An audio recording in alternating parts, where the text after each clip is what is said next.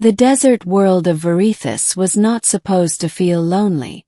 Its twin moons glowed like lanterns over amber dunes, and the horizon shimmered with the heat of a planet still young enough to not know despair. But the outpost crouched in the middle of that desert, Fort Horizon, felt like a place built not for exploration but for exile. Sergeant Cale Duran had lived there long enough to know the truth. Some corners of the galaxy weren't created to be conquered. Some were created to test the people who tried. He had no idea that Varithus would test him with her. Her name, at least the one he heard the commander spit with contempt, was Zyra Vethari, an alien woman from a race humans understood poorly and feared easily. The Vethari were rumored to be telepathic, mysterious, and dangerously attuned to the energy that pulsed through certain planets. Scientific teams should have reached out with curiosity, but out here on a frontier warzone, suspicion came easier than diplomacy. She arrived shackled but silent, escorted by 2 guards who refused to meet her eyes. Her skin shimmered faintly like opal dust, patterned with lines that glowed in pulses matching her heartbeat. Her hair drifted weightlessly, responding to energies Cale couldn't see. But her eyes, dark, reflective, ancient, were the reason everyone shunned her. They said if you looked long enough, she could slide into your mind and scrape secrets from your bones. Cale didn't believe it. Not yet. He first saw her in the courtyard, surrounded by soldiers who muttered about omens and curses as they passed. They walked around her as if she were a collapsed sinkhole ready to swallow them. Zyra made no attempt to defend herself. She simply watched the moons slowly tracking the sky. Cale approached with a ration pack. She had been in custody almost a full day and still hadn't eaten. "You hungry?" he asked. Her gaze rose to meet his, and for one alarming instant he felt a pressure in the air, like the moment before lightning forks across a storm. But then it faded, replaced by something unexpectedly gentle. "You are not afraid," she said, her voice a soft resonance, more vibration than sound. "I'm cautious," Cale replied. "Not stupid." That earned him the faintest smile. Caution is wisdom. Fear is something else.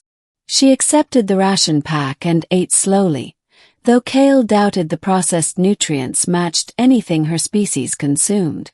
"What did they bring you here for?" he asked. She lifted her chin toward the shimmering horizon, where energy storms sometimes danced like curtains of shifting neon. "Your people believe I can sense the planet's core. That I can predict where the ground will rupture next." Cale frowned. Varithus was unstable. Tremors, quakes, sudden openings in the crust. Every settler lived with a constant possibility of falling into the planet's molten heart. "So can you?" he asked quietly. "Yes, but they do not trust my methods." "And your methods are?" Her smile turned sad. "Listening." The weeks that followed deepened the divide between Zyra and the rest of Fort Horizon. Reports of quakes grew more frequent. Tension ran high. Soldiers jumped at shadows and blamed the alien woman whose presence seemed too conveniently timed with the planet's unrest. Cale, however, continued to bring her food, continued to talk, continued to notice the way her skin brightened when she stood barefoot on the sand, as if the planet whispered through her. One night, as he sat beside her near the outer wall, she placed her hand on the ground. Her glowing markings shifted into a rapid staccato. "It is moving again," she murmured. "The planet is in pain." "How can a planet be in pain?" "Because it is alive in a way you have not learned to understand." Cale exhaled slowly. "Try me." Zyra's eyes softened. "Varithus is an energy world. Its crust shifts because the core sings. My people evolved on a similar world. We did not drill into our planets. We harmonized with them. But your settlers, they dig and dig and dig, wounding what they do not hear. Kale rubbed his face. If you're right, then the tremors aren't natural. They're reactions. Yes, she whispered. And soon the planet will scream.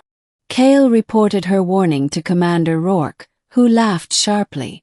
The alien is manipulating you. They're deceivers. She wants us to abandon the outposts so her people can claim the resource fields.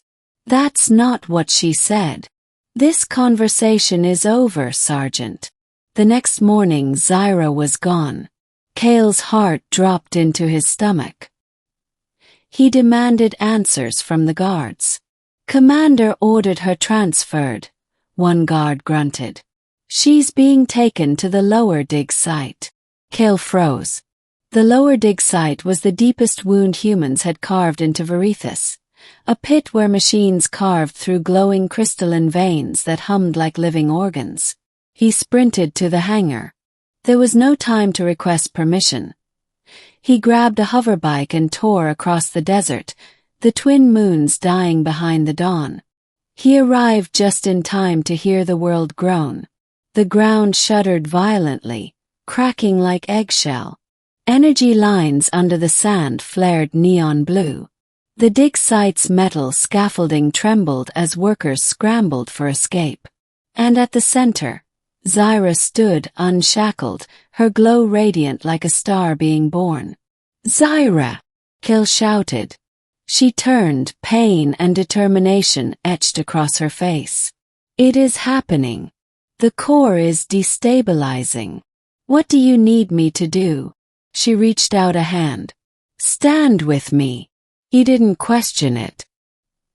He grabbed her hand, and felt an energy surge like a tidal wave through his body. His knees buckled. His vision warped with light. He heard something. No, felt it, the pulse of the planet, the throbbing heartbeat of a world in torment. Together they stepped to the edge of the crystalline fissure. Zyra raised her hands, and the glowing lines across her skin ignited like constellations. Kale felt his own heartbeat synchronize with the planet's vibrations through her grip on his hand. She was using him, using his human grounding, his physical stability to anchor her energy. Focus, she said. Be the still point. The earth split open with a thunderous roar, sending a shockwave of blinding blue energy upward. But Zyra caught it, redirected it, softened it with her own life force. Kale felt the energy rip through them both, threatening to tear them apart. But he held on. For her. For Verithus. Seconds stretched into eternity. Then slowly, agonizingly, the energy subsided. The fissure dimmed. The ground stilled. Zyra collapsed into his arms. When she awoke hours later, soldiers surrounded them, but this time with awe, not fear. She had saved them. Kale helped her sit upright. The commander approached, but for once he had no arrogance left, only humbled silence. Why? He asked her quietly. We chained you. We shunned you. And you still saved us. Zyra looked to Kale. Because one human listened. The commander lowered his head. If you'll stay, we want you to help us understand this world properly. Zyra nodded, but her gaze remained on Kale. I will stay as long as he stands beside me. Kale smiled. I'm not going anywhere. Verithus's sunset glowed violet that evening, painting the dunes with swirls of light. Where others had seen an omen, Kale had seen a miracle. An alien woman who bridged the voice of a living planet with the stubborn heart of a human soldier.